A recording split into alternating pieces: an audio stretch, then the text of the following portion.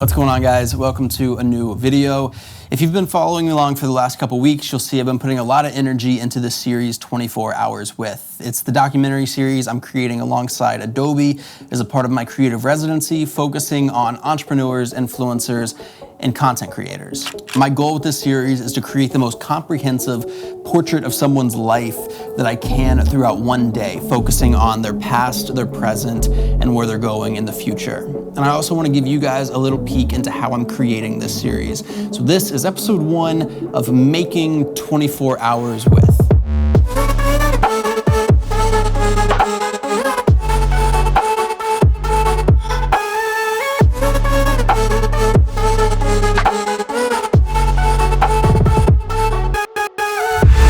So today, for starters, we're talking camera gear. And frankly, camera gear is one of my least favorite things to actually talk about. I would way more focus on storytelling and things like that, but I understand it's important. So this is a breakdown of the gear I use to create 24 Hours With.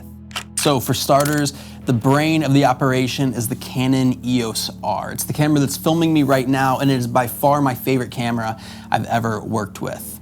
It's a camera that's got great battery life, great quality, but it's also super small and portable. On the last episode with Sarah Dici, we were riding Super 73s through the streets of downtown Manhattan, and I was able to pretty easily manage holding the camera, filming, and riding an electric bike all at the same time without too many issues. In addition, I'm super rough on my camera gear, and I love that this camera provides really awesome value, but it's also not so expensive that if I was to drop it or break it during a shoot, that I'm not gonna be overwhelmingly disappointed.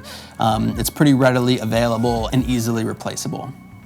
Next up, the camera that follows right alongside the EOS R is the Canon EOS RP. Now, the Canon EOS RP was especially underwhelming when it first came out, but thanks to a couple of recent firmware upgrades, I think it's really made it to be an extremely powerful camera. I love using this as a second angle and for time lapses whenever I'm creating throughout the day. That way I'm still able to have the EOS R by my side if some moment happens. I don't want to have it kind of across the room from me. I'm also a huge fan of this Osmo action camera. It allows me to put a camera where I normally wouldn't want to put my EOS R. So for instance, when I was shooting 24 Hours with Jeff Staple, I was actually able to clip this up to the front of a city bike. The first round went very poorly, but luckily, again, this is an action camera, so it can fall off the bike and pretty much withstand whatever you're gonna throw at it. I also love that it's waterproof, but most importantly, it's a camera that doesn't really draw attention. And that's because whenever I'm shooting in places like New York or LA, if I walk in with a big camera like the EOS R or even the RP, it's pretty regular that you're gonna get looked at strange. You might be asked why you're filming, things of that nature. If that ever happens, it's cool. I have the Osmo in my pocket, I can pull it out, and if there's something amazing that happens, I'm still able to capture it without losing out on that shot. Those are the 3 main cameras that I use. I do, however, occasionally shoot with the DJI Mavic Pro. This is still the Mavic Pro 1. I never upgraded. It didn't feel necessary for me. I don't fly a drone enough to really justify that extra cost right now. And I also think that the Mavic Pro 1 pretty much kills it as long as you're in good daylight. Obviously, the low light is not as good as some of the newer models, but for me, I haven't encountered a situation where this drone wouldn't do exactly what I needed it to do. Next up, let's talk lenses. I have 3 primary lenses that roll with me on every single shoot that are non-negotiable. First being the Canon 16 to 35mm f4IS, which is right here. Now, I had the 2.8 version of this lens for a while. I'll be honest, I dropped it in the ocean. Like I said, I'm not the nicest to my gear.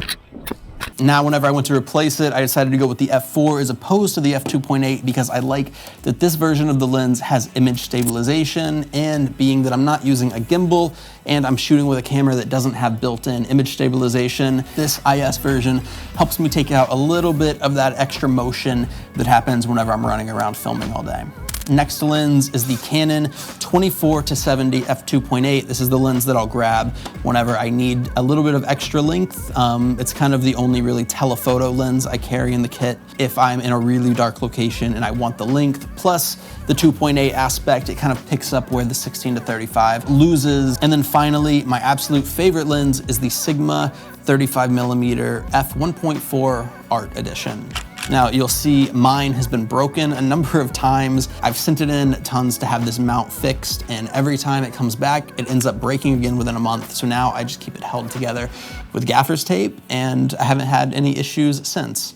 I try my best to shoot as much of every episode on this lens. It's so crispy, wide open at 1.4. I can really be pretty loose with it. It's what I shoot all of the interviews with, and as much as I can, I will keep this on the camera because I think it just has an insanely cinematic look and feel.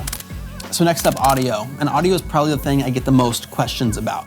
So primarily during 24 hours with, the subject is always wearing a lav mic so that I can pick up their voice from wherever they are. It's also the mic I'm recording with right now. So it's clipped up here on my hoodie, and then there's a wireless receiver over on the camera. So this is the Sennheiser AVX lav system. Now, this is one of the more expensive parts of the kit. This lav mic is probably gonna run you close to $1,000 after you get extra batteries and things like that. But as you can hear, it is insanely crispy. It sounds so good, and being that it plugs directly into the camera, it takes one extra element out of my life when it comes to syncing and post-production. It is 100% my favorite microphone, and I can't recommend it highly enough. In addition, I also use a Zoom H4n Pro. This has two XLR inputs at the bottom, so this is also what I use for podcasting, and a great stereo mic up at the top. So if I need to capture voiceover, whether it's for myself or from the subject of 24 hours with, this is usually how I'll do it. It's also great just to have an extra recorder with you if anything kind of goes wrong. I always find this is a nice to have. Finally, the last piece of audio gear, and what I try to keep as my overall last solution, is the Rode VideoMic Pro. This is an amazing shotgun mic, super crispy, but if you've used it, you know that you only really have about 1 foot to 2 feet of real working distance. If you're recording anything further away from that, it's gonna start getting very echoey. It's gonna become really difficult to work with from a post-production standpoint. And so I do my best to avoid using this mic if possible.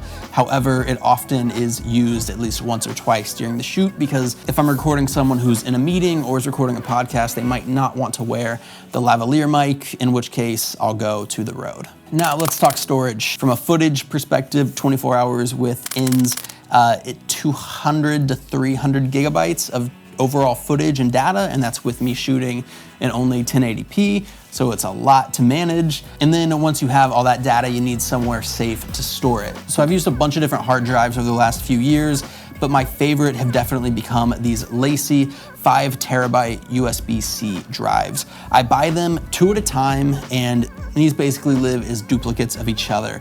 So I use a software called Carbon Copy Cloner to make sure these drives always look identical to each other. So one is labeled Residency 01, which has all the main residency work, and then Residency 02, which is the backup drive.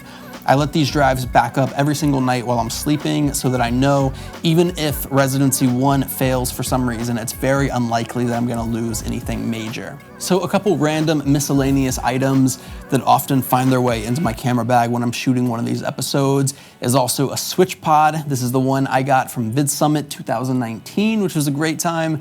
I also always have a pair of wired Apple earpods. This is so I can always plug directly into the Zoom or into the camera to make sure the audio is coming through fine. If I'm feeling up to it, I might also bring my Instax disposable camera just to capture some fun memories along the way. But again, as I'm trying to be as minimal as I can, that's rare. Now, if you guys want all this gear listed out, I've dropped a link to my kit down in the description where you can get links to everything mentioned here, as well as anything that I'm sure I forgot and I'm going to remember while I'm editing this video. I hope you guys took something from this. I hope you guys are enjoying 24 hours with. If there's anyone you would like to see me spend 24 hours with and tell their story, drop them down in the comments so I can look into getting them on for a future episode. I hope you guys are having an amazing 2020. Get after your dreams, make some shit happen this year, and I'll see you soon.